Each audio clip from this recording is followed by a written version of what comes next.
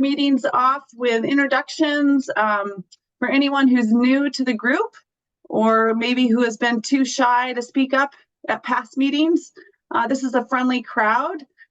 Please introduce yourself and let us know who you are, especially if you haven't joined us before. Does anybody want to take a dive and be the first one? I can go. This is Kai Guo with Mitsubishi Power. I think this is my first meeting joining. I am with our hydrogen development group specifically. I'm responsible for the western part of US and Canada. Great to be on and nice to meet you all. Thank you. Thank you, Kai. And if you're so inclined, we would love it if you would put your contact information in the chat so that folks can follow up with you and so that we can get you on our distribution list for future meetings and communications. We'll do that. Thank you. Thank you. Do we have any other new faces or anyone who hasn't introduced themselves previously? Sure, I can jump in. Go ahead, Scott. I'm Scott Elder. I'm an energy consultant. I'm former electric utility director in Sitka, Alaska, and so I'm kind of familiar with some of our struggles that we have and the things that we're needing and looking towards. Very interested in hydrogen as well as capturing all the available energies that are, sitting there, low-hanging fruit. Some of our hydro capacity up there was gone unutilized, and so what we can do with it is definitely very interesting to us. Thank you. And Scott, if you wouldn't mind, please put your contact information and affiliation in the chat so that people can follow up with you and we can add you to our distribution lists. Sounds good. Thank you. Do we have any other new faces or introductions? Hey, Erin, I could introduce myself right now. My name is Alicia Lindauer. I am with the USGS. I lead the Energy Resources Program with the USGS. Was asked to join today's meeting to talk a little bit about the work that we're doing on geologic hydrogen. So I'll be talking a little bit later on the call today. So happy to be here. Thank you, Alicia. We're really excited to hear your comments. We appreciate you joining us today. Do we have any other new faces or introductions for the crew? Yeah, I can go. Hi, I'm Alex. I work with Evan Froelich at Aqua DC, and honestly, I'm just here because he is busy and wanted a general, summary of what was going on at the meeting. For those who don't know, we're a maritime policy consulting agency. Okay. And I didn't hear the name of the agency. It broke up a little bit. Can you repeat that, please? Sorry, with Aqua DC. Aqua DC. Thank you. Great. And both Alex and Alicia, if you don't mind putting your contact information in the chat, people can follow up with you afterwards. And then Patty, our logistics coordinator, can also make sure you get future communications, which you can always opt out of if you want. Any other introductions or new faces? Nobody bites here. We're a friendly crowd, so please introduce yourself if you haven't done so already. Hi, my name is Megan Johnny. I'm with Crowley Fuels here in Anchorage, Alaska. I've missed the last couple meetings, but I'm looking forward to getting up to speed. Great. Thank you, Megan, for joining us. Please put your contact information and affiliation in the chat so that folks can follow up. Any other introductions? It's great to see some new faces every time.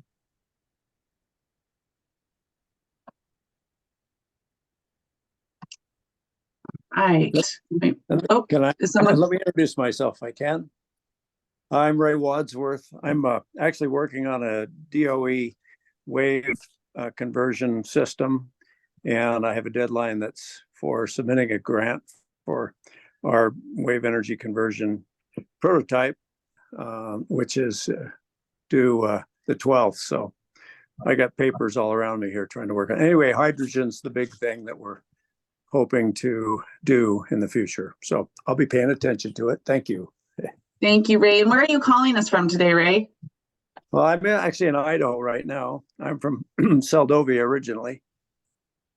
Great. Thank you. Yes, I forgot to ask the others where they were calling from. It's always interesting to hear where people are tuning in from or what their connections to the state are. So thanks for that, Ray. Please put your contact info and affiliation in the chat, and we'll be sure to make sure you get future communications and other people can follow up with you. Any other introductions?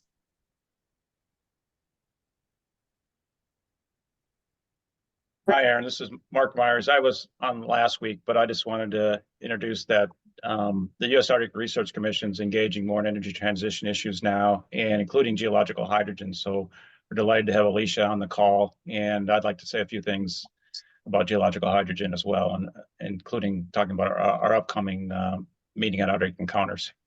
Thanks. Okay, great. Do you want to say anything about that right now, Mark? About Arctic Encounters or any of the material, or just wait until Alicia's done? Either way, but we will have support from the USGS. Maybe I'll say it now. Go ahead. As Alicia talks. So Jeff Ellis is going to be joining us, and Aaron and I will be on the panel at the Encounters talking about the potential geological hydrogen in Alaska and the work that we would recommend being done for exploring for it in Alaska. And the commission is doing it through our role as a national priority to help set priorities for research in the Arctic from federal programs. So again, we've had good conversations with the USGS, with the State Geological Survey and others. So we look forward to maybe stirring the pot enough to get some activity going, as well as talk to DNR about a licensing program potentially for exploration for hydrogen itself, clarifying that. But we do think it's a real opportunity for Alaska. So look forward to Alicia's discussion. Thanks. Thank you, Mark. And if you wouldn't mind putting your contact info in the chat. I know this is a hot topic, and I'm imagining there may be some questions for you as well. Sure. I don't know if anyone else tuned in, but last week there was a testimony for Congress by Evelyn Wang, head of ARPA-E at DOE, Jeff Ellis from USGS, and then Pete Johnson from Coloma, which is a commercial company, a private company that's trying to work on the extraction of geological hydrogen.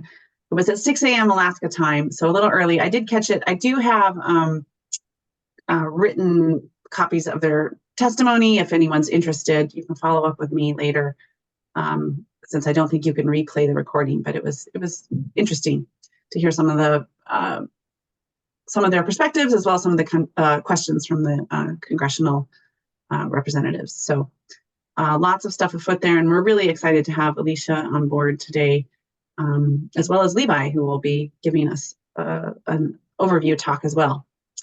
So thanks for that, Mike. Please go ahead, if you haven't already, and put your contact info in the chat. Any other introductions or new faces?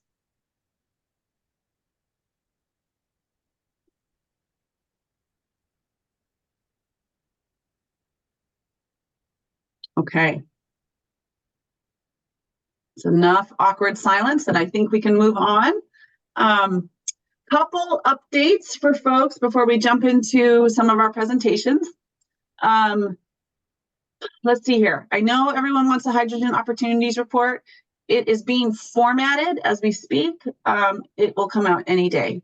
So I was hoping to have it out today. Believe me, I was trying hard, but it will be out. And we thank you all again for your contributions. It's going to be a great document.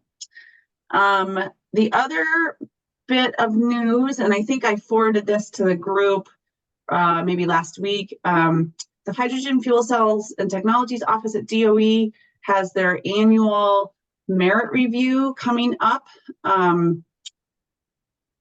in May in Arlington, Virginia. Last year it was a hybrid in-person virtual event. This year it is all in person. If you are interested in learning more about it, there's the link in the chat. Dig into it, make your own arrangements. That's always the place to hear sort of all the latest and greatest updates of at least DOE hydrogen projects and what they've accomplished and what's ahead. So I put that out there for anyone who's interested in that. Let's see here. Are there any sort of project or development updates from folks before we jump into our presentations for today?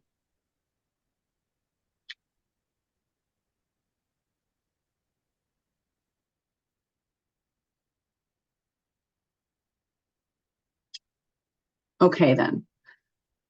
hearing nothing, we are going to dive right in. We have two presentations today. We have a initial sort of shorter presentation by Alicia Lindauer, who is a program manager with the Energy Resources Division at the USGS, to talk to us about geologic hydrogen, which is getting a bit of press these days as a potential natural source of clean, green energy. And we will follow that then by a presentation by Levi Kilcher from our very own Arctic Energy Office, who has materials about sort of the Alaska energy overview in terms of our consumption and production trends over the entire state, not just the rail belt, but the entire state, so North Slope, Cook Inlet, you name it. And this analysis is embedded in the Hydrogen Opportunities Report, and I don't think it's been fully shared with the group, and so we wanted to put it out there because it's a really interesting story, and sort of the scales of production and possibilities and opportunities are really staggering when you start to put things side by side. So I'm really excited for both of our presentations today. And the first presentation, I guess I shouldn't bill it as a presentation so much as a discussion. We're really excited to have Alicia Lindauer with us just to talk about updates in the geologic hydrogen scene, what could be ahead for the nation, what could be ahead for Alaska. I'm hoping we can dig into this topic in more detail in the future, but wanted to make sure we had a little bit of space for it today because there are so many questions about it right now. So I am going to hand the floor. Actually, before I do that, Patty, have I forgotten anything before we get started here? Nope. Okay, excellent. Okay, with that said, Alicia, I will hand it over to you to give us a little bit of a primer and guide us through a short discussion. So we're excited to have you here. Take it away. Yeah, thanks so much, Erin. And yeah, more of a quick overview, discussion, opportunity to ask questions than a formal presentation. But just a quick background, I introduced myself already. If you're not familiar with the USGS or less familiar with the USGS, the Energy Resources Program is one of two programs that falls under the Energy and Mineral Resources Mission area. We've been around a long time, pretty much as long as the USGS, dating back to 1879. The mission of our program is really to conduct research and assessments to help advance our understanding of the nation's energy resources. So we provide unbiased foundational science on all aspects of the energy life cycle. We have a really broad portfolio. Covers everything from your more traditional resources, petroleum, coal, to gas hydrates, geothermal, uranium. We've got geologic hydrogen is probably the newest add to our portfolio. So I'll talk a little bit, I will talk a lot more in detail about that. But we also cover energy related uses of the subsurface, so things like geologic carbon and energy storage. So if you have any questions about any of that or how it fits into the hydrogen space, I can answer those as well. So we do have in the hydrogen space also, we've worked on better understanding our capacity for storing hydrogen, so for hydrogen storage. But in the geologic hydrogen, this is new work that kicked off for us just a couple of years ago. Jeff Ellis, who Mark Meyers mentioned already, has really been leading the work. And if I'm happy to put him in, to put anybody in touch with him that would like to dig into the details more about this work. But let me give you a little bit of history and where we're heading.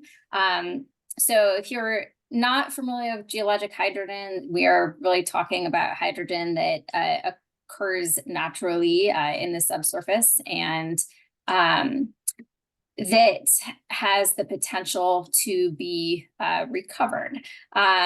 We at the USGS are really focused on natural accumulations and trying to understand where they might be. We are pretty far from being able to do what we would call a resource assessment, which would actually kind of give you a volume of geologic hydrogen that could be found in a specific location. Right now, we're at the point of what we're calling prospectivity mapping. So by really digging into and trying to our understanding of the geology of different areas across the nation, where are you most likely to find these natural accumulations of geologic hydrogen? So that is the kind of where we're at. Why the interest? I didn't know how familiar people would be with geologic hydrogen, but this is something that really has just crept up in the last decade or so, and I would say really just within the past handful of years, basically stemming back from this accidental discovery of a natural accumulation of hydrogen in Mali about a decade ago.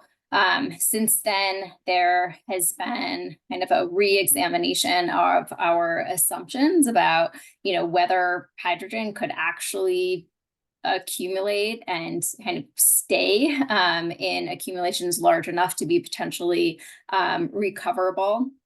And so that's where there's been a lot of press and interest. So on the USGS side, what we're trying to do is understand kind of across the country where geologic hydrogen could potentially occur based on what we know of the geology of the area. We are working to put out a prospectivity map. So that will kind of show, based on what we know right now, where are you likely to find natural accumulations of geologic hydrogen. We expect that our first product will be just of the lower 48 states, and Alaska would be kind of the next place that we'd be moving into. But hope to have a lot more out by the end of the year. Ultimately, we are planning to have. Right now, we're thinking it'll be an interactive web-based map, just because this is such a nascent area. Any static product that we would put out would probably be out of date before we got approval to actually publish it. So that being said, I'm excited about that coming out. So we do have a lot to learn about the potential for natural hydrogen accumulations, but we think that this is going to be a really important first step.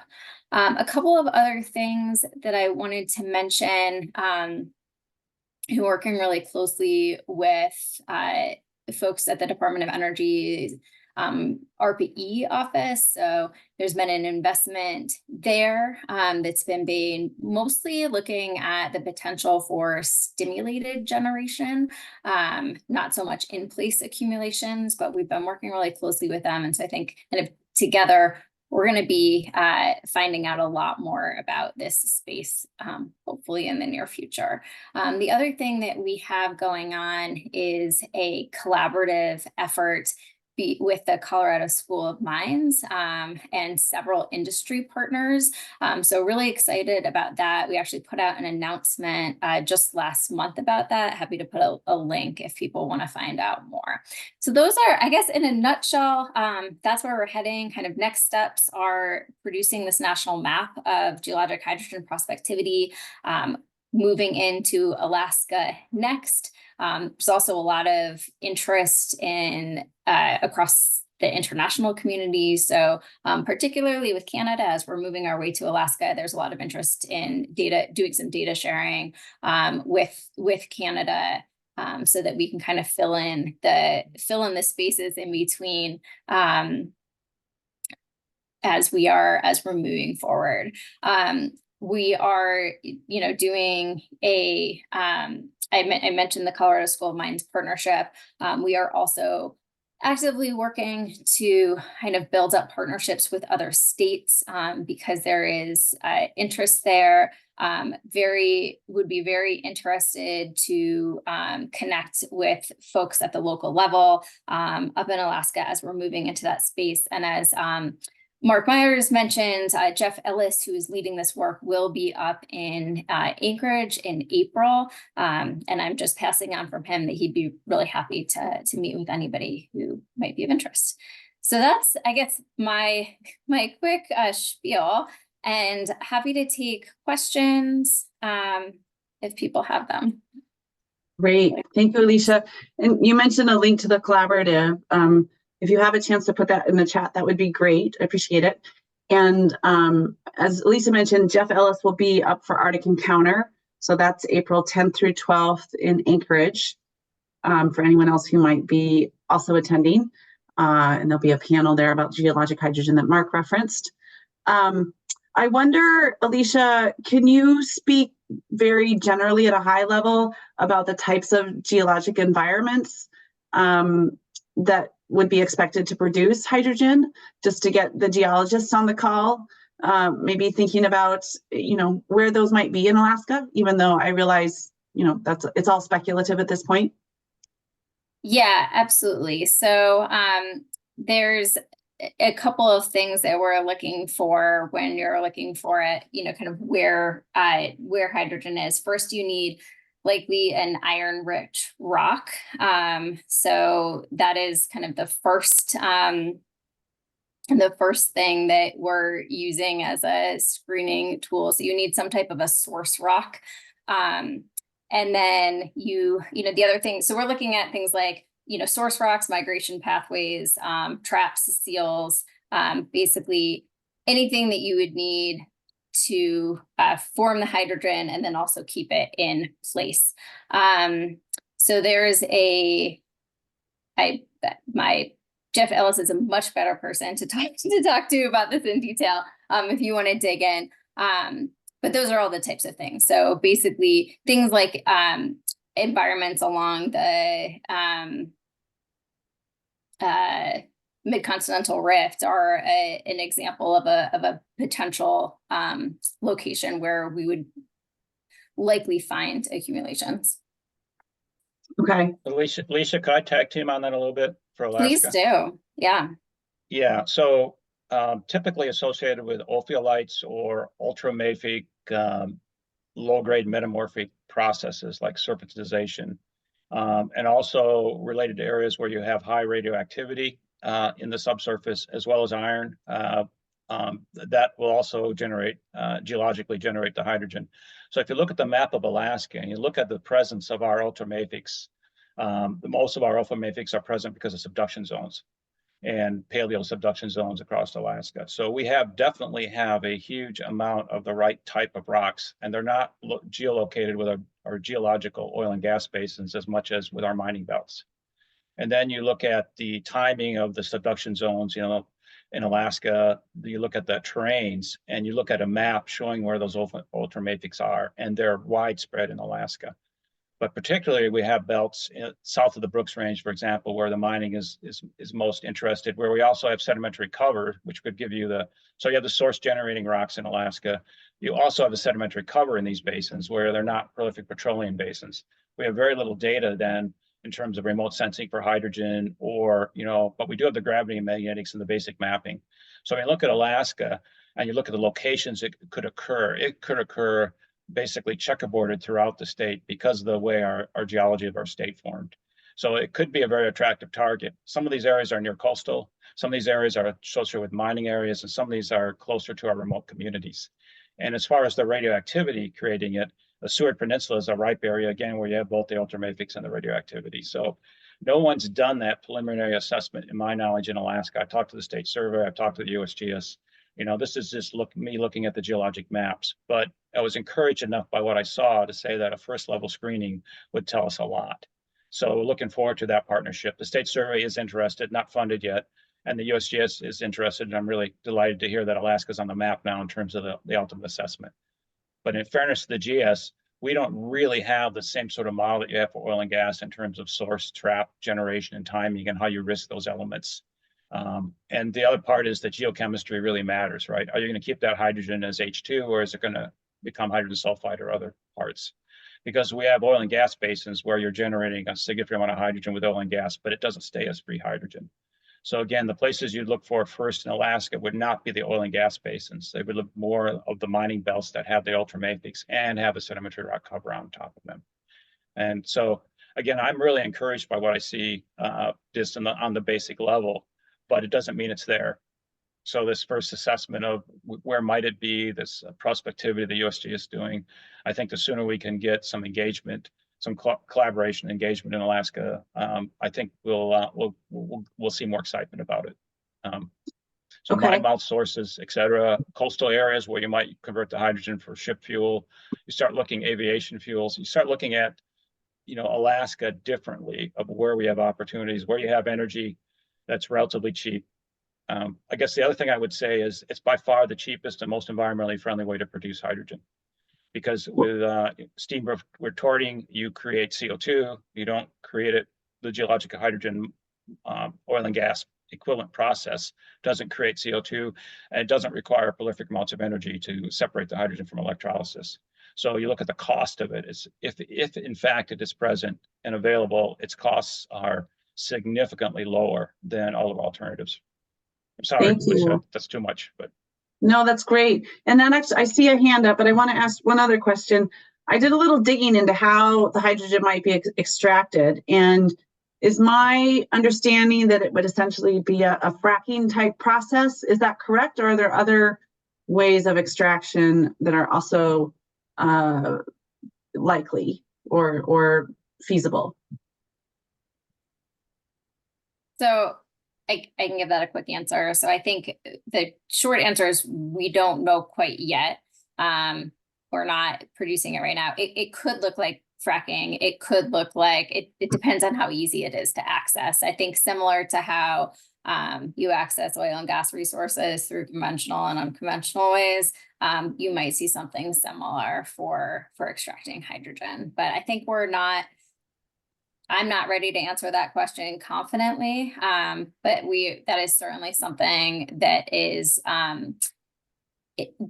being looked at right now. I know with the industry partnership with the Colorado School of Mines, that's definitely a question of interest, is potential production technologies and extraction technologies. Okay. All right, we got a couple hands up here. Tim, go ahead. Thanks. Yeah, great discussion. Thanks so much, Alicia and Mark, on the potential for geological hydrogen. And I think, Alicia, in your opener, you also mentioned the potential for geologic storage. So I was hoping you could expand on if there's a study of that the USGS will be doing in terms of that reactivity of the molecule and what kind of parent rocks would be suitable and where those are in Alaska, especially. Certainly, that's a topic that we've touched on in the past. I think. We heard this last week down at the Green Hydrogen Summit, and I'm sure we've all heard that is potentially the lowest cost storage. So of keen interest there. Do you have plans for or studying and mapping what geologic storage could look like?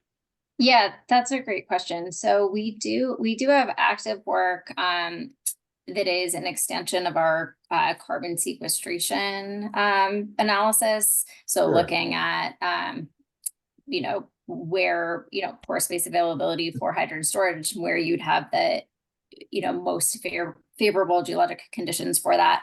I would say, yes, we're doing work. We're not doing much in Alaska right now. I have heard of the interest, and I hope that we can continue to expand the geographic reach of our work. So moving forward. So yes, have active work, not currently doing much in the state of Alaska right now. Perfect. Thank you. Bill.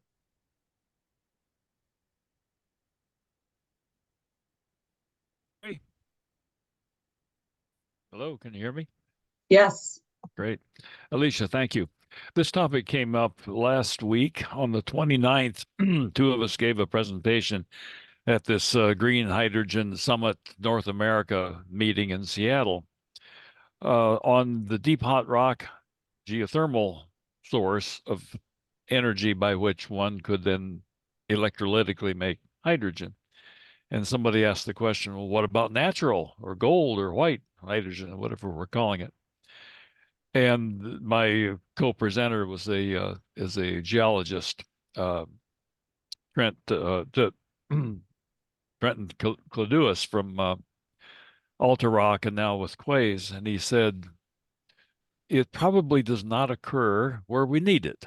And therefore, we would have the prospecting risk, of course, of finding it, the boring risk of getting to it wherever it is, and then the pipelining risk of getting it to market.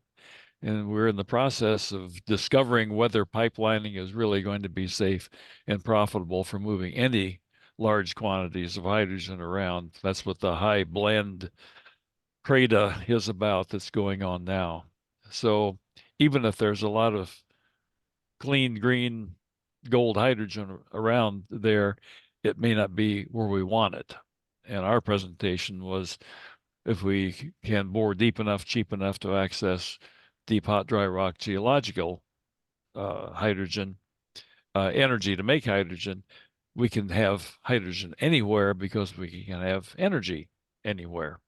We just need to learn how to bore deep enough, cheaply enough to do that. Thank you. Thanks, Bill. That begs the question, do we have energy anywhere we need it in Alaska? So, anyhow, all good perspective. Yes, we do, Okay. because deep, hot, dry rock geothermal is ubiquitous on Earth. Okay. The geologic constant, 30 degrees C per kilometer, 10 kilometers down is 300 degrees C. All It's right. just real hard to reach it. Thank you. Yep. Thank you. JR. Thank you. So really appreciate the presentation, appreciate Mark's comments as well.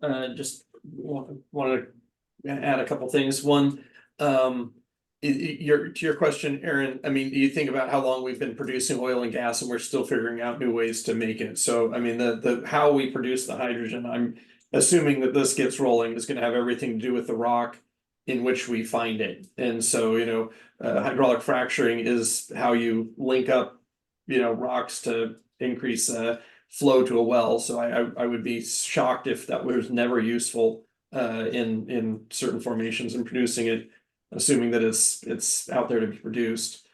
The other thing I wanted to point out was in Alaska, where we're likely to have hydrogen, and Alaska does appear to be one of the most prospective places maybe to be seeing geologic hydrogen, is in our mining belts, and our mining operations are saddled by an enormously high cost of energy because they're having to haul diesel into highly remote locations. So you have in Alaska both a potential consumer that is paying, you know, outrageous sums to import liquid fuels into remote parts with, you know, the most likely sources of hydrogen. So we have both users and sources possibly in, you know, similar areas.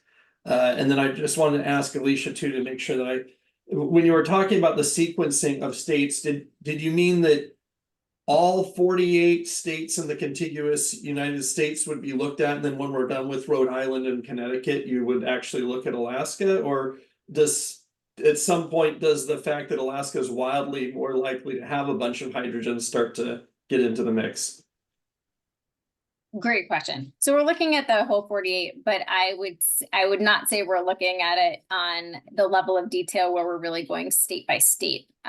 So I would say Alaska is probably only a few months behind the big chunk that is the rest of the country.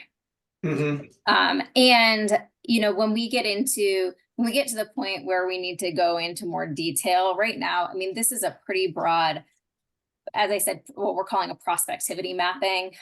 So definitely a much higher level of analysis than what we would do once we really start, once we have enough data to actually do a more detailed look. So. Well, it's an exciting project, and I hope if there's anything our group can do to help, you let us know. Perfect. Thank you. One thing the commission is looking at is adequate funding for this effort, right? The USGS is funded out a relatively small pot that DOE has provided for geologic hydrogen, both for steam retorting of subsurface resource and for basic geological exploration.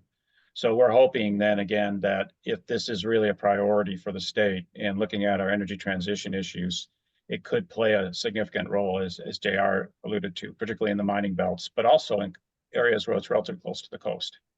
And then you're also looking at pure combustion of hydrogen, producing like they do in Mali, versus using it to create liquid fuels ultimately, or ammonia ultimately.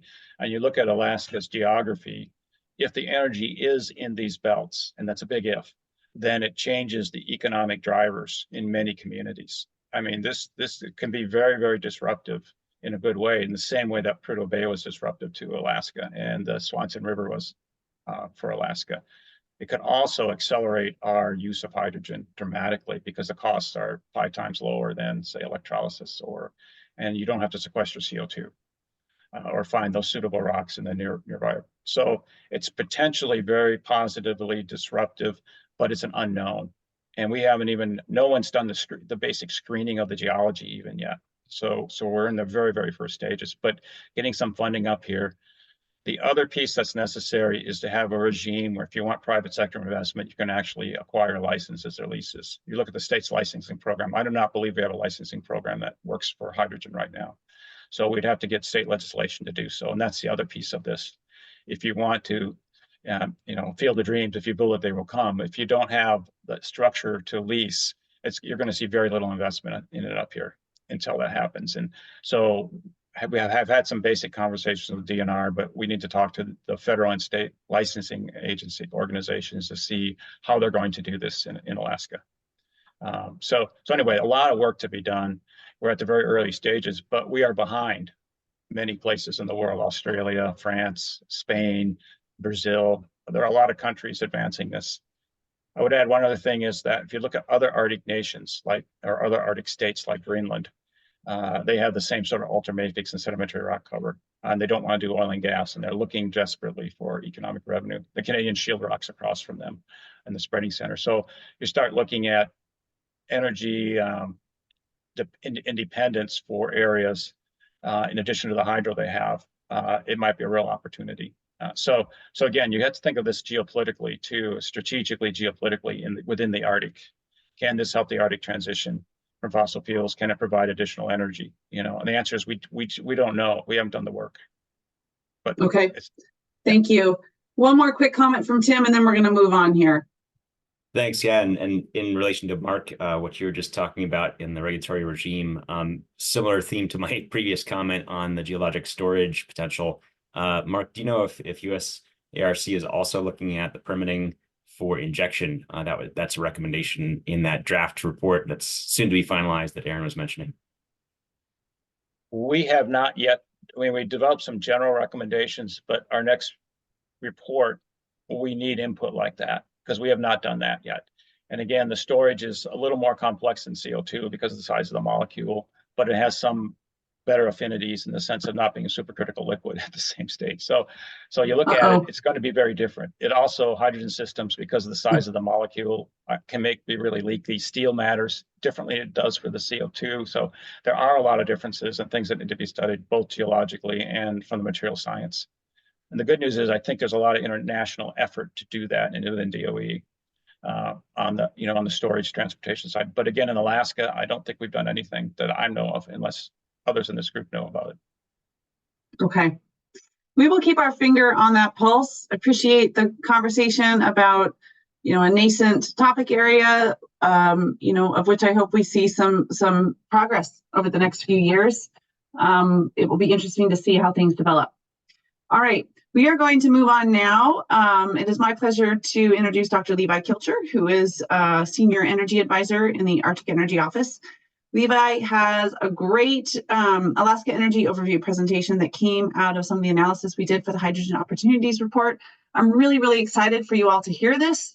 I think it provides just a terrific perspective on sort of our resources and possibilities in a way that maybe not everyone is always aware of. So Levi, take it away, and I think you're all in for a treat. Hey everybody, thanks. And thanks for that introduction, Aaron. So today I'm going to talk about an overview of Alaska's current energy system, and then try to talk about future potential opportunities and what those mean. And so to start off with, just wanted to start with a picture of Alaska and point out that Alaska is an energy producing state. We produce roughly pretty darn close to twice as much energy as we consume in the state, and that's depicted here in these two bubble charts, which I'll get into in a little more detail. Here's a bar chart version of that same data. Most of the data here is from the Energy Information Administration. also from the Alaska Oil and Gas Association, and then other public data sources as necessary. So I don't think it's going to be any surprise to the folks on this call. You know, most of the energy we produce is in crude oil that, of course, comes down the pipeline. But we also produce a lot of natural gas in the state. And then there's a relatively small amount of renewables and coal that's used locally. I can't exactly get to the bottom of why this coal number, the production is larger than this production is smaller than the consumption. If anybody has any ideas on where we might be importing coal, or if it's just some error in the EIA data. I think that's an error in the data. That jumped right out at me too. Yeah, thanks. Anyway, one of the things that we'll talk about in a bit more detail is the fact that a large fraction of the states, and this, I apologize, this little bar is off, but a large fraction of the gas that we produce is consumed to produce the oil that we produce. And then, of course, another large chunk of the energy that we consume in the state is in the form of jet fuel. Of course, you know, part of that story is all the freight coming from East Asia, right over the top of Anchorage, and a lot of those planes, of course, stop and refuel on their way to the lower 48. As well as all the other jet fuel that's used in the military bases and for commercial airlines, et cetera. And then the next I'm popping up here is the electricity generation. And this is mostly just to point out that, you know, electricity generation is actually a relatively small piece of Alaska's total energy consumption. And here I'm showing that we consume about 49 trillion BTUs. So all the units here, unless I state otherwise, are going to be in trillions of BTUs. And so a trillion BTUs, if you sort of look at this number, it's about what the state, it's about how much energy the state consumes in a week to generate electricity. And so that's sort of like to give you an idea of the scale of what a trillion BTUs is. Again, 675 trillion BTUs is how much the state consumes in total. And then the last thing I wanted to add to this graphic is the fact that, you know, as many of you may know, when we produce oil on the North Slope, a lot of gas comes up with the oil, and we burn some of that gas to push the gas back into the ground. There's multiple reasons for that. One is for enhanced oil recovery, one is to limit the emissions, and the third is to maybe use the gas later. And so that's a large chunk of what this field consumption number is. 305 trillion BTUs is actually to power the compressors that re-inject this gas. And then, you know, because there is this large volume of gas, there has been this ongoing conversation about the LNG pipeline, and this is how much of that gas they've proposed to develop and produce and export to market. So coming back to this map, again, here's the production in a bubble chart. And then this consumption graphic breaks it down into a little bit more detail. So we've got the hydropower, of course, is the primary renewables currently in the state. Some biomass and coal are used. And then break it down here by industrial, commercial, and residential sectors. A big chunk of the transportation sector is jet fuel, as I said earlier. And a big chunk of the industrial consumption is for field consumption, and that includes things like producing the oil, you know, all the electricity generated for oil production, both on the North Slope and in Cook Inlet, as well as to power the pipeline. But again, I think the main piece of this field consumption is to power those compressors that reinject this volume of gas. To put a little finer point on, again, this electricity generation issue, here I've got these a pie chart where the inner circle sort of shows you how much of the electricity generation is apportioned to each of these pie wedges, and then sort of the size of the wedges, how much of that actual fuel is consumed to generate that amount of electricity. And then lastly, I just wanted to point out this electricity is for not just the rail belt, it's for PCE communities, and these I've sort of grouped all the other regions that we have data for into this little yellow slice. So 3/4 of this electricity generation is for the rail belt, and about 1/8 of it is for PCE communities.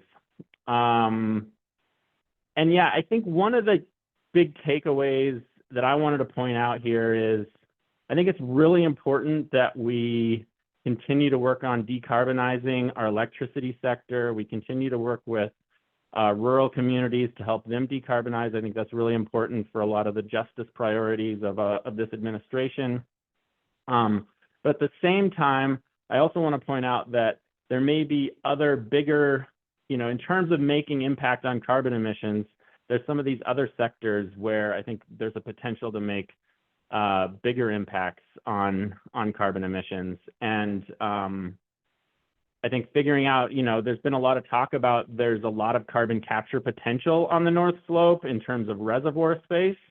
And there's also large point source emissions on the North Slope. And so it's been exciting for me to talk to some folks who are involved in the oil and gas sector who are taking this very seriously and looking at making that carbon capture happen.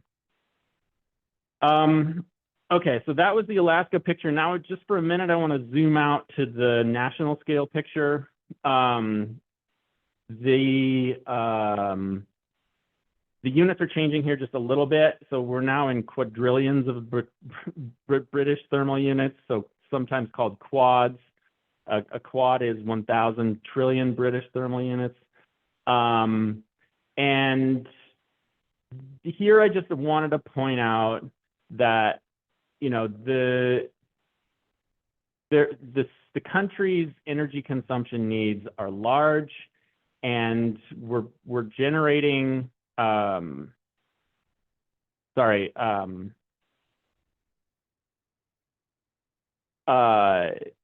I just wanted to point out that there's a lot of energy demand in the country, and Alaska provides, Alaska's 900 trillion BTUs is about 1% of the nation's energy needs.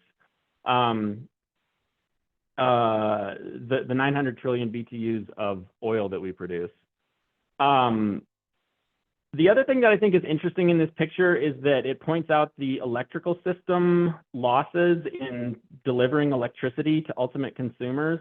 And to me, this speaks to the fact that the energy production and delivery industry is an energy intense industry. It takes a lot of energy to move energy around, to produce energy, and to deliver it. And I guess part of the reason I think this point is important is because, frequently we hear that, the round trip efficiency of hydrogen is maybe 30% or 40% or something like that. And when I first heard that number, I was like, oh gosh, hydrogen's never really going to work. But in reality, I think there are many losses in our existing energy system. And what it really comes down to is the economics of the different ways that energy is produced and delivered. And I think there's a lot of innovation and stuff that can go into that future, in the future. This just shows our energy consumption by source over time. Of course, historically, the primary renewable was hydropower, and lately we've been seeing wind and solar taking a larger share. You see nuclear come in, of course, in the 60s and 70s. But recently, of course, the main story in this graphic has been the decline of coal, the declining contributions of coal and the growing contributions of natural gas, as well as renewables. So I just wanted to provide that context. And here we are, we're back in units of trillions of BTUs. So the total US energy consumption is 100,000 trillion BTUs. Apologize for those units, but Alaska is just the thickness of this black line is our energy consumption, and our energy production is slightly thicker than that, right? Like it's basically twice as thick as that line. Again, you can see here the losses that are associated with generating electricity is the difference between this blue bar and this green bar.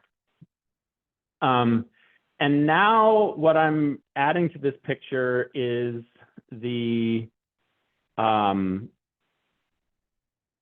my estimate, and I wanted to clarify, this is an estimate of Alaska's renewable and natural gas resources. And so just to clarify, the natural gas resources are based on Alaska Department of Natural Resources estimates of proven and undiscovered North Slope gas reserves. And I'm assuming that the production of those resources happens over 30 years. The rest of these resources are estimates. The offshore wind is a NREL report that I was a co-author on. The land-based wind, I'll talk a little bit more about how I estimate that. Solar is an estimate that I came up with. Wave and tidal the same. And then geothermal is sort of an area that we don't have a good number on, but I'm sort of, I have that dashed box to indicate that should be added to the picture as well. And basically, the thing here is that Alaska's renewable and gas resources combined are comparable to the nation's energy needs. That's not to say that I think we should be trying to provide all of it. I'm just saying it's big and it's important relative to the nation's energy needs. But I think it's also notable to see here that the state's renewable energy resources are significantly larger than, our known natural gas reserves. So at this point, I want to pivot for a minute to the DOE Earthshots initiative.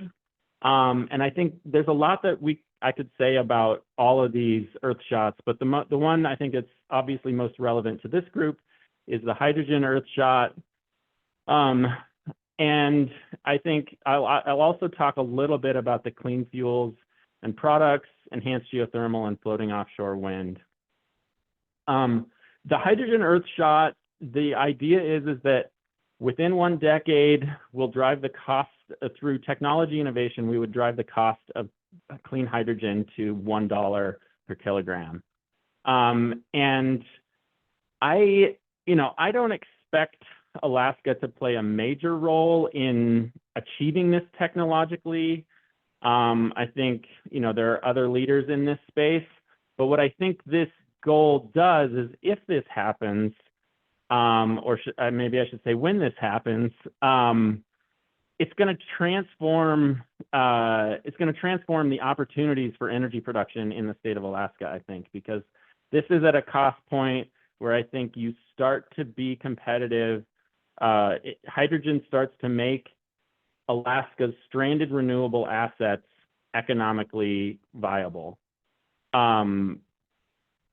The other, and then I think the clean fuels and products shot is basically a downstream from that. If we can start to achieve some of these, I think hydrogen can start to be used to make these fuels and make these products, so it's another mechanism to bring Alaska's energy resources to market. The floating offshore wind shot, again, is basically the same. I don't expect Alaska to be a technology driver here in terms of meeting these goals, but I think we need to be leading the way. We need to be doing demonstration projects now that are economical to figure out, first of all, how to make it work and how to make these technologies work in Alaska, because there are going to be extra challenges, as well as being prepared for when the costs of these other technologies, when the costs of these wind technologies come down to this level, we're ready to, we have the workforce and the knowledge base to actually build bigger projects to make hydrogen or whatever market delivery mechanism we're going to use for this energy. And the same thing with enhanced geothermal. I think Alaska has lots of land, and I think one of the themes of the renewable energy transition is that land is going to be increasingly at a premium. And I think Alaska has a lot of undiscovered geothermal resources, and I think enhanced geothermal maybe just adds to that. So I'm hopeful that USGS and others can help us understand better in the future what our sort of conventional geothermal as well as our enhanced geothermal resources look like. Okay, so coming back to this picture again, as I said earlier, the main variable here in how large these bars are is like how much land you're basically willing to cordon off for these projects. And the size of the bar on this graphic is basically, if we gave 30% of Alaska's land area for wind projects, you could make this much energy. And it's about the same for offshore wind. It's 30% of Alaska's exclusive economic zone, so Alaska's water area. And one of the fun things about Alaska is it's big, but its ocean is even bigger. So we have more ocean than we have land in our exclusive economic zone. And so our offshore wind resource is bigger than our land-based wind resource. For solar, in this case, I'm saying if you covered 5% of the state's area with solar panels, this is how much solar energy roughly you would produce. And I want to, I want to acknowledge that 30% is an insane amount of land. It's probably unrealistic to expect that that's something that's ever going to happen.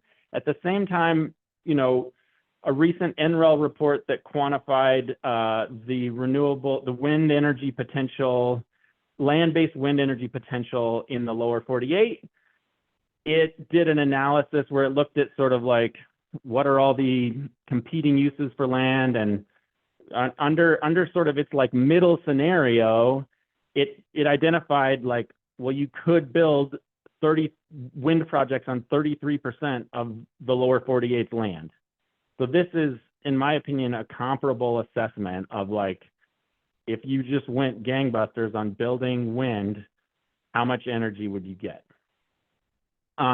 Just to put that, some of this in perspective, if you built wind projects across 2% of Alaska's land area, you would get our current energy production, and roughly 1% of Alaska's land area would give you our current energy consumption.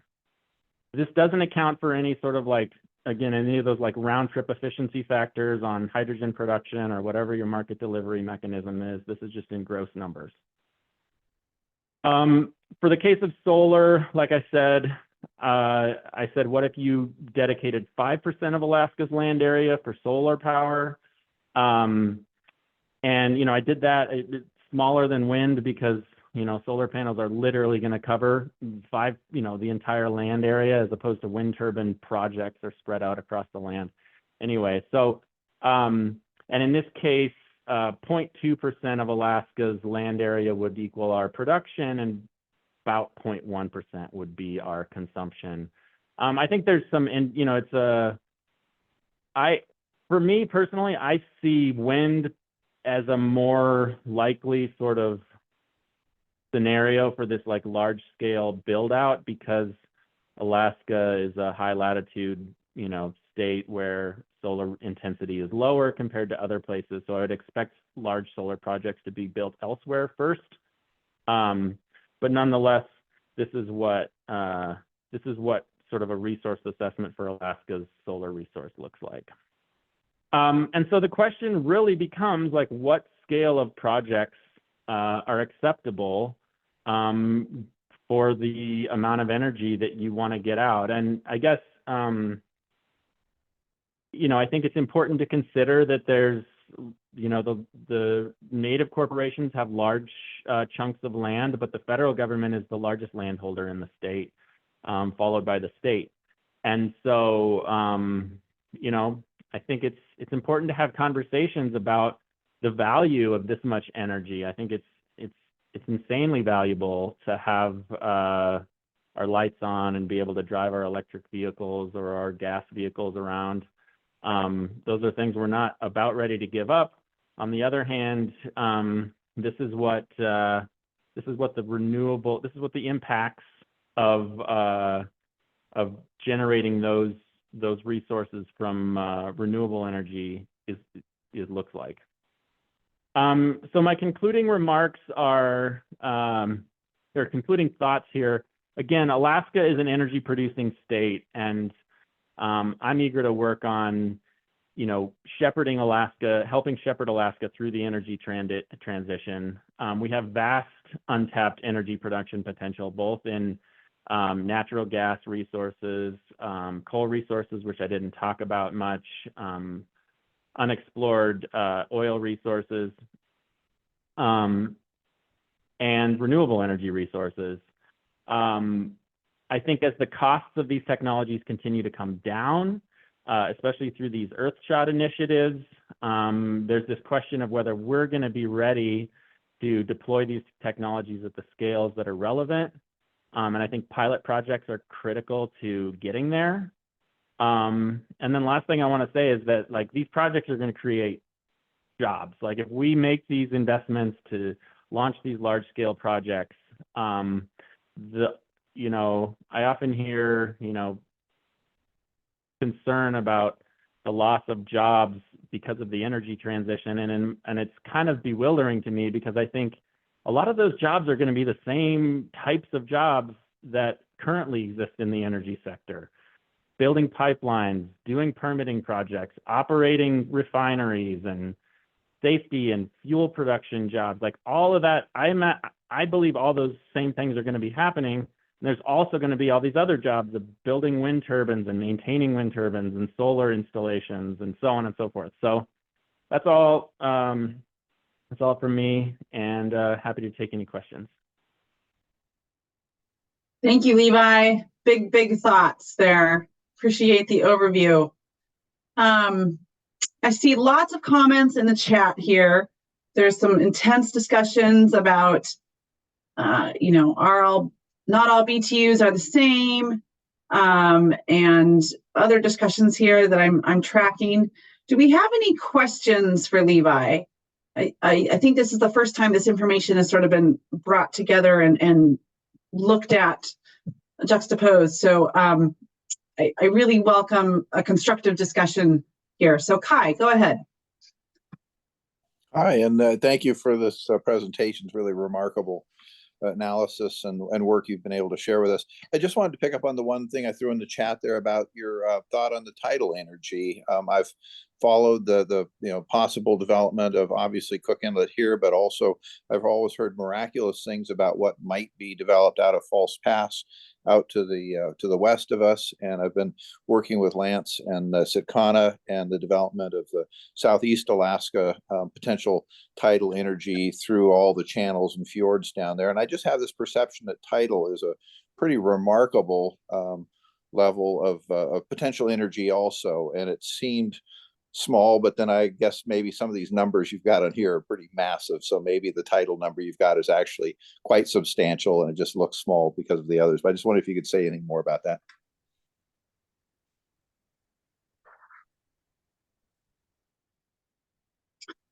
Levi, are you there? If you're trying to talk, you're muted.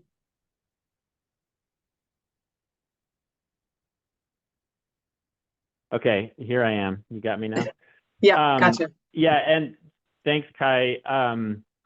Yeah, the thing I'll point out is that 700 number is basically the same as the state's energy consumption, right? 675, and then the oil production that we do is 900. So that's the same scale as like our current energy production and consumption. I think the other thing that's especially interesting about tidal that makes it attractive is, it's very predictable, and it's located close to shore. Like all the sites for tidal energy are in narrow channels. That's what that number looks at, and they are and they're also underwater where you don't have to look at them, as compared to some of these other technologies, which I think is an advantage from one perspective. Is there a reason though that it's not as big as some of these other numbers, or are these other numbers just staggeringly huge? Yeah, I mean, it's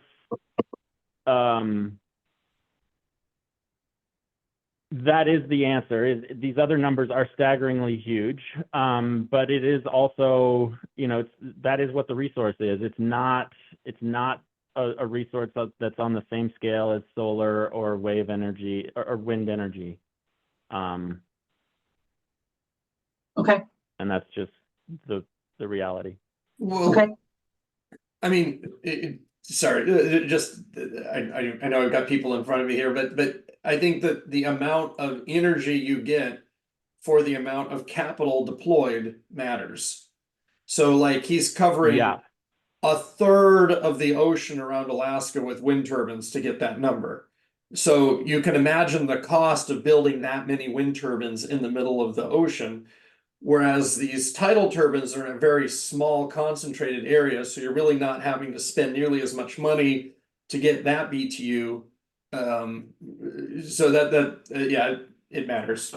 Yeah, absolutely. I mean, I agree. I hope you're right, JR. But I also want to point out that like the economics of tidal energy are not competitive as compared to, or not competitive with conventional sources in the way that wind and solar are yet.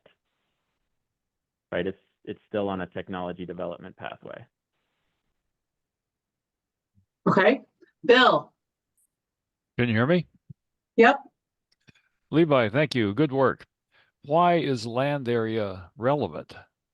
Any energy that we produce in Alaska is so far from markets, other than the relatively small market within Alaska, that it won't be competitive by the time we get it there. An exception might be anhydrous ammonia, which is pretty energy dense and could even be made on the North Slope and sent down the pipeline, as I proposed several years ago. And Nathan Prisco has picked up very nicely on it. But otherwise, any energy we produce on this vast land is too far from market. Why is our land area relevant? Yeah, so thanks for that question. I mean, I tried to make this point that I think getting the cost of hydrogen production low enough, down much lower than it is now, towards the Earth shot, I can find that, towards this goal is a critical sort of piece of making this whole picture work, because I think hydrogen is a sort of the critical pivot point for bringing Alaska's renewable resources to market. Land is important because I think we're beginning to see now that in the lower 48, pushback against, building more and more wind and solar projects. And I think that those sort of challenges of, the politics around large-scale energy project development. I mean, I saw an article just the other day about some challenges with a transmission project, which is, sort of a part of this whole discussion in the States. And, this transmission project was going to bring, I think, solar energy from New Mexico basically to California. But it's a land use there's land use challenges, and I think what Alaska has a lot of is land. And so what I expect is that, the lower 48 will figure out how to meet a lot of its energy needs from the renewable resources that they have locally, but a lot of the fuel production needs and those sorts of things, I think you could theoretically, if you get the cost, again, this hydrogen cost down and low enough, then maybe you can use that hydrogen to manufacture SAF fuels. And so Alaska could sort of be like the fuel supply station for the country, is like one possible scenario. That's $1 a kilogram at the plant gate. By the time it's fuel and delivered and dispensed, it's going to be a lot more than that. Whatever we can generate here, they can generate in the lower 48. I think the question is whether the lower 48 will want to continue to build the projects at the scale that it needs for its energy needs, is basically the question. Thank you. Yeah. All right. Tim.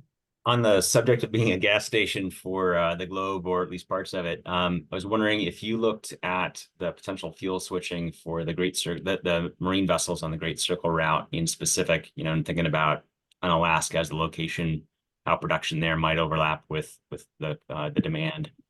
So that's part one. Part two is on a more granular level. Did you find a good data source that gets down to the airport level consumption of fuel? I've only found kind of state and regional level. I have not found like an airport level fuel consumption data source.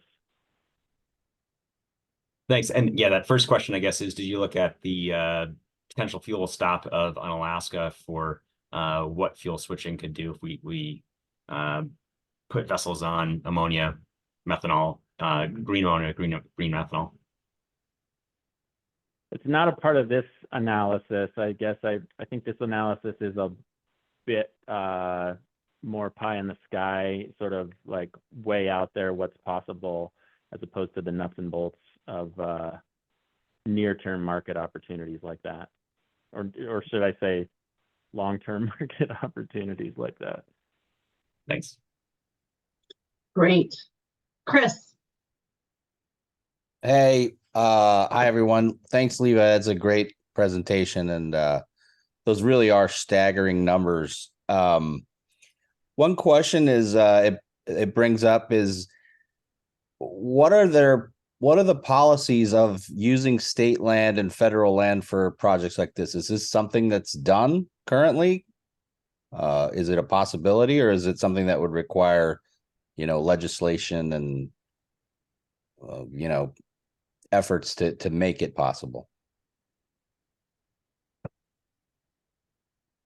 I don't know, Aaron, if you want to take that one. I don't know that I have a good answer to that one, other than to say that in the hydrogen report, we recommend aligning sort of federal land use policy with sort of like energy transition goals.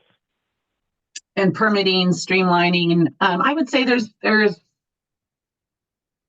bit of red tape to get through, and that's probably more than we want to unpack here. I could take a stab at it if you want, as the ex-DNR commissioner from the state. Go ahead, Mark. So the state has licensing programs for wind, solar, non-renewable coal, oil and gas. We do not have it for things like hydrogen, geological hydrogen. So there's a gap there. I don't think we have it for helium either. And if you look at methane varies by state, for example. And so the question when we had fracking of coal seams, did it go with a mining license or did it go oil and gas? And states split on that.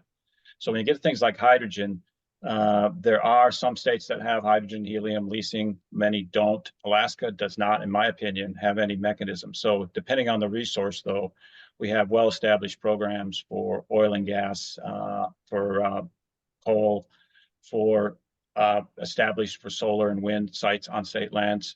And they're very different types of programs. Usually are done through competitive licensing, but sometimes they can be done by a licensing request. Oil and gas is always done competitively, but through either exploration licensing or through established series of lease sales.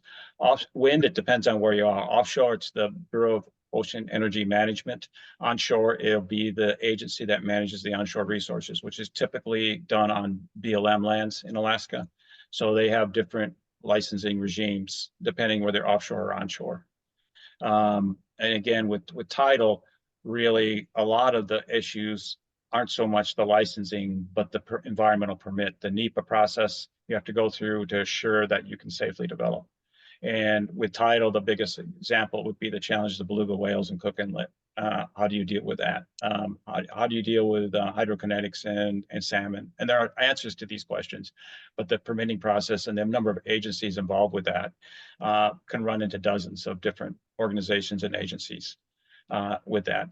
Now, the other big area you can do in Alaska is on native corporation lands, either village or regional corporation lands, and they have their own licensing programs, but there still are environmental NEPA standards that have to be met on those lands. So it's a complicated morass, basically.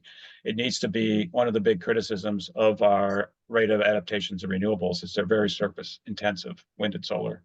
And the difficulty is how are we going through that permitting process? Who has a say? And can we accelerate it? And so far, we haven't found the silver bullet to accelerate it, which is going to slow the development in the lower 48 in particular, but also in Alaska as well. If we can't resolve these issues, because there's a lot of stakeholders with very different views of things. So it becomes a challenge. And we got a long ways to go to that new prioritization of atmospheric greenhouse gases versus land use and surface land issues. How do we balance that has not been resolved, in my opinion. Thank you. JR?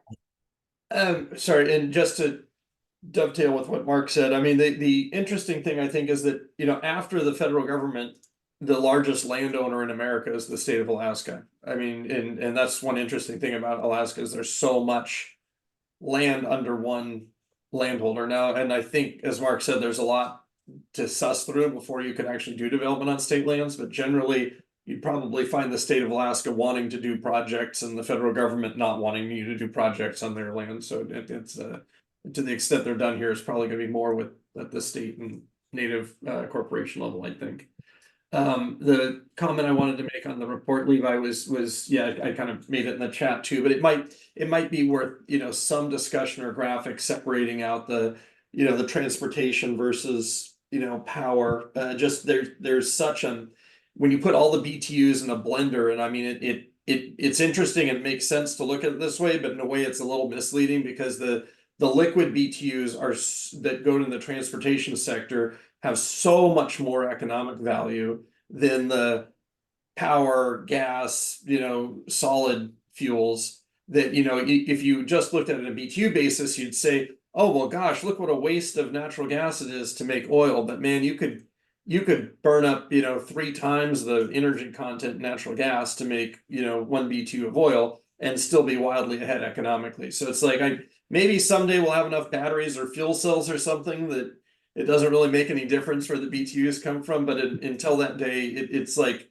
you almost want at least one slide that kind of teases out transportation or liquids on one side and then the rest over here, because it's just such a yawning chasm practically in terms of what they get used for and what they're worth. Thanks, JR. I'm going to follow up with you about that because that is something that I'd like to tease out in this presentation, but so I will follow up with you on that because I think it's an important point. Thank you. Kai. Great. Thanks for the chance to chime in again. Levi, I'm curious to go in a direction that maybe doesn't go where you're going, but I'm curious. You've presented a picture here of a phenomenal resource, a gross level in a resource in Alaska that's comparable to the whole country. I'm wondering, though, if we were to go and look at other parts of the country, do they have the same kind of huge potential resource in terms of their potential ability to source the energy that they need? And what I'm really getting at is a little bit of a question earlier, which is what's the potential for us to be exporting the extra renewable energy that we can make here? Is your analysis giving you any insight to, is there an export market for us to continue to be a long-term energy exporting state, whether that's in the form of ammonia, as Bill suggested, and I'm a huge fan of being a gas station for the Great Circle route for ammonia, or sending ammonia or hydrogen down to the Pacific Northwest to fulfill their transition and their hydrogen hub. What does our large scale potential mean in terms of how it compares to other areas' potential? And at the end of the day, does anyone need the extra energy that we could be producing here that's above and beyond what we need? I think that last question is above my pay grade, because it really, it's like, that's that's a question of well, let me get to your first question first, which is, what are the resources of the rest of the country? I mean, when it comes to wind, again, like, the primary variable is how much land are you willing to dedicate to it. And so when you look at and I don't have the numbers like right in front of me at the moment, but the continental US or the contiguous US, the lower 48, has much larger wind than we do, because they have more land than Alaska. Like, Alaska is a big state, but it's, what is it, a quarter or a third of the size of the lower 48. But we have way more offshore wind because we've got a huge EEZ. And so, like, if you add those both together, we have something like 40% of the country's wind resource, offshore and land-based. Yeah, so JR, the hydro resource is comparable in scale to the tidal resource, just FYI. It's smaller, I think. Solar resource in the lower 48 is much larger because they have a larger intensity of sun. And then, yeah, I mean, again, to your question of like, how much of Alaska's energy resources does the country need, or the rest of it's going to come down to these conversations that we have in the public sphere about what are the trade-offs of how much land are we going to give to, I think Mark said it really well, how much of the land are we going to give to these renewable projects to avoid carbon emissions and, the atmospheric concentrations of CO2. I mean, that's kind of what this is coming down to. I think, Bill Lady makes the good point that, if we can figure out enhanced geothermal, then it maybe is less about land, and it's more about like how much money we invest into that technology. But my understanding is, the costs are still high. Getting those enhanced geothermal resources figured out is still an area of research. Okay, thanks. This is a great discussion. I'm really happy to hear these perspectives and these questions. Levi, I think you've got some good material and leads and questions to work on as you continue to refine this delivery and this message. And thank you all for your attention. I think this is just a fascinating story, and it really gets people thinking about some of the big ideas. We are closing in on the top of the hour here. With the remaining time, I just want to say thanks again to Alicia, thanks again to Levi. Does anyone have any announcements for the good of the group? And while you're thinking about what those announcements might be, I will let you know now that our next meeting will be April 2nd. That's the first Tuesday in April.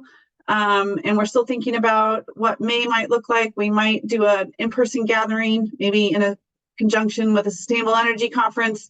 If you have any ideas, or you have a workplace that could host something like that, please contact me or Patty as we start to put plans together.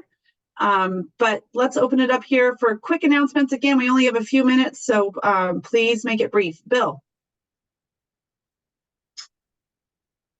you're muted.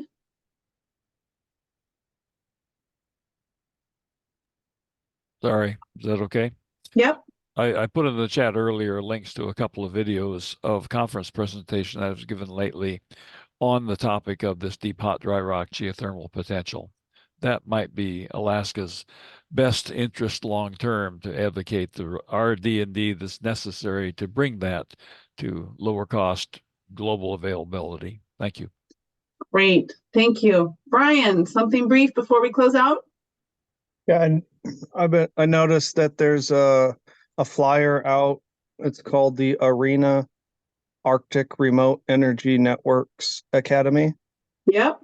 I just wanted to mention that. Yep, that's run through the university in conjunction with other partners. Arena, ARENA, if you Google it, you will find information. Applications are open for this year's cohort. It's an international exchange knowledge sharing program between Arctic countries. Any other announcements for the good of the group? Hey, Aaron, this is Kai. Just real quickly, for those interested in energy startups, Liam Zoltz is organizing another pitch pipeline energy startup event on March 22nd.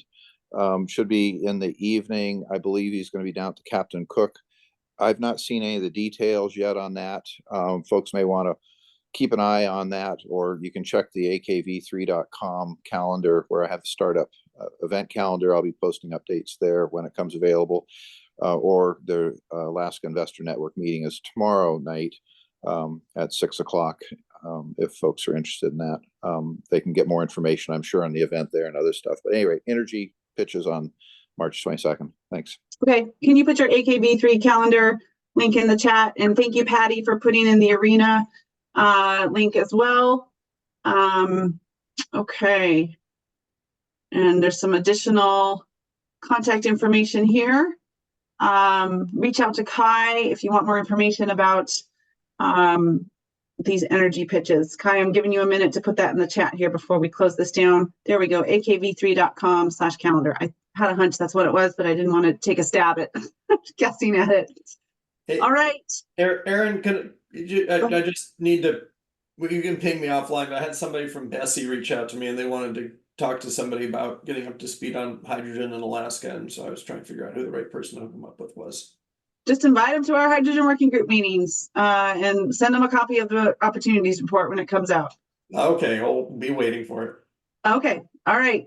Well, we are at the top of the hour. Thank you all for your engagement and attention and interesting discussion and questions.